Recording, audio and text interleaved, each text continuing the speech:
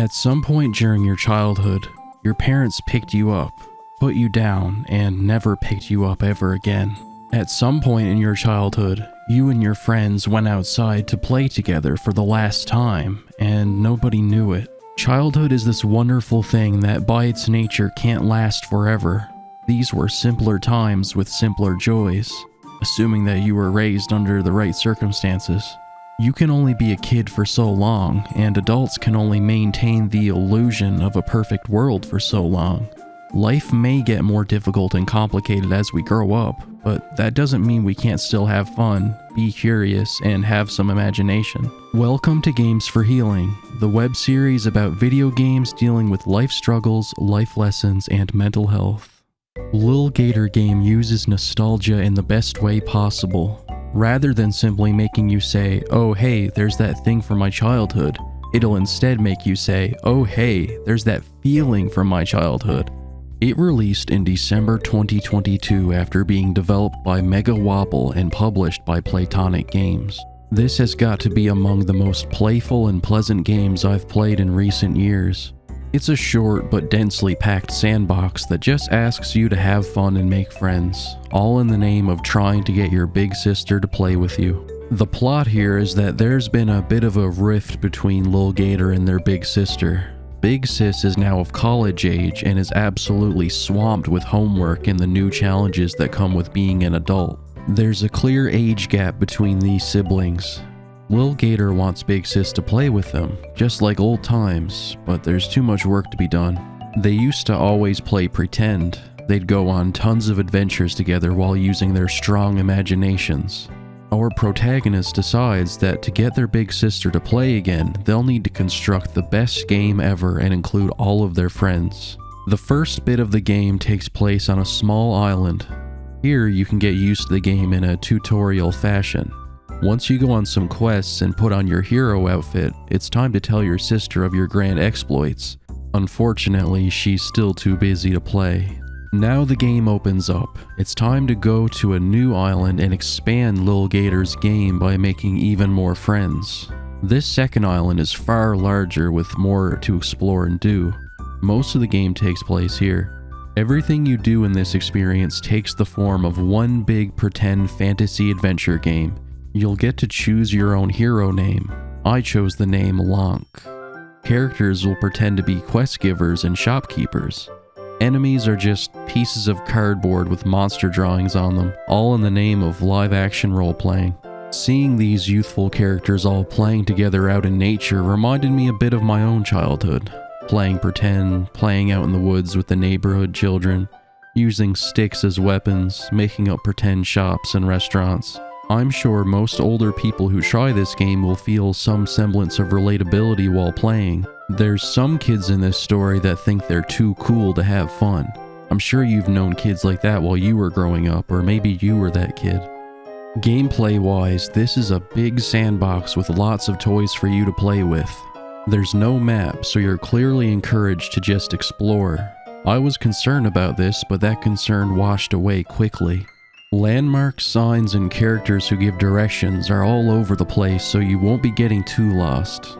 It's nice not constantly checking a map or following waypoints and just taking the world in at your own pace. The map isn't so big that it's overwhelming, and it's not so small that it's underwhelming. There's some clear inspiration from The Legend of Zelda here, especially the modern open world Zeldas. It's clear that the developers both want to show their love for the series and show the way a child would love a fantasy series and use it as a basis for playing pretend. Lil Gator's favorite game is called Legend of Hero, and the outfit that they end up wearing speaks for itself. Lil Gator game also reminds me a ton of A Short Hike, a game previously covered in this web series. Both take place in a sandbox that you'll become very familiar with. Both have very low stakes premises, one getting cell phone reception and the other getting your sister to play with you. Both star simple looking animal characters. Both allow you to have crunchy pixelated graphics. I kept the graphics smooth in this game since that was the default. There's plenty more similarities I could list, but they're not worth mentioning. Lil Gator game carves its own identity, so I'll be treating it as such. Currency in Lil Gator game consists of scraps of paper and cardboard that you'll get from destroying enemies, treasure chests, and pots. A hero isn't a real hero until they smash pots. Whenever you make a new friend, they'll reward you with a burst of confetti which adds towards your scraps. These recyclable scraps can be used for building things and buying things. You can buy stamina upgrades which take the form of wristbands that cause a placebo effect for better climbing. Each one will add a new stamina wheel. You can also buy hats and a plethora of toys. Hats are purely aesthetic. It's always fun playing dress up. The assortment of what I'm calling toys includes swords, shields, projectiles, balloons for floating around, and a camera for a photo mode. The funniest things you can equip are the teddy bear that makes you ragdoll and the ninja headband that makes you Naruto run. Our reptilian friend can jump, glide in midair, climb, and shield surf across the ground and on the water. There's plenty of items to try out and play with. The simple act of movement here is really satisfying, but it'd be nothing without this big cozy world to complement it. You'll end up building an intimate connection with this land of trees and ocean. You'll also build connections with the many animals residing there. They're all very likable and have some pretty clever writing. They've also got a fair amount of representation going on. This character is in a wheelchair. These two fellows seem to have romantic implications. Lil Gator himself is apparently non-binary. Making friends requires you to do a simple task for them. Some of these are extremely simple, while others require more effort. One might require you to be a pretend vampire and eat dark cherry ice cream that looks like blood. Another might be having an imaginary court case. Another might just be saving someone from a few cardboard monsters. Before you know it, you'll have friends across the map. Once you get out of the starting area, the goal is to make and send as many friends as possible to the playground. Lil Gator's plan is to turn the playground into the ultimate medieval fantasy hub area, complete with cardboard decorations, shopkeepers, guards, a blacksmith, and more, all in hopes of getting their big sister to finally take a break and play. You might have been an older family member with less time to give a younger family member, or maybe you were the younger one. Something that's really bittersweet is that throughout the islands, you'll see little memories of our main character and their sister when they were younger. We see that they've gone on plenty of adventures together before in this place. There will now be some spoilers going forward. A massive game in a playground turned medieval fantasy land still isn't enough to get Big Sis off her laptop. Lil Gator's friends try to get Lil Gator to open up about how things have changed recently. The conclusion that's reached is that Big Sis was always the one putting the games and pretend scenarios together. She never got to be entertained and be the main character. It's just too exhausting for her to do that now that she has college work. We spend the game putting together our own game, and that makes Lil Gator realize just how much hard work it is constantly being creative and entertaining for someone else. Not only that, but the fact that Big Sis even decided to show up at all despite being so busy really shows how much she still cares. At the end, she decides that maybe she deserves a break from her studies and decides to finally play. Everybody deserves to relax and let loose every now and then. Just because you get older doesn't mean you aren't allowed to have fun anymore. You gain responsibilities, but you can still make room for breaks and enjoy life. This is a game that's perfect for kids who need to understand how hard it can be to be an adult. A story that might make them appreciate the older people who care for them a bit more. This is a game that's perfect for adults who either want to feel like a kid again or need to be taught that it's okay to still enjoy the art of play.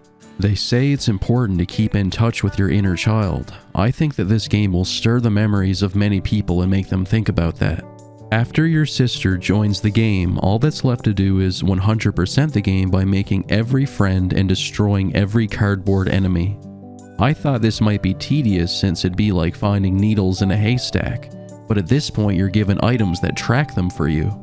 You'll be pointed in the right direction. This combined with the infinite stamina you get in the late game made the end game cleanup very easy and chill. It's fun to just climb and float around with no worries of stamina at this point. Once you've done everything there is to do, the great day of play comes to an end and all of the characters head home with their rides waiting for them. I would highly recommend this game for both how relaxing it is and how potent its message is. It tells this message both through the writing and through the gameplay of just being a silly kid doing silly things. The best thing I can say about Lil Gator game is that it might make you feel like a kid again. It's fairly short, only taking I'd say 3 to 5 hours to 100%. It's a short frolic that'll tickle your nostalgia with its story, jolly nature, and references to childhood and pop culture. This game's length combined with its built-in speedrunning tools make it a prime option for people that are into speedrunning. I prefer to keep it chill though. Stay in touch with the younger version of yourself and allow yourself to be happy. Some people think that once they reach a certain age, it becomes taboo to participate in anything vibrant. These people are without a doubt wrong. Adult life doesn't have to be doom and gloom. Go have some fun, and maybe even make some fun for others while you're at it. Until next time, I'll see you later, alligator. Stay strong out there.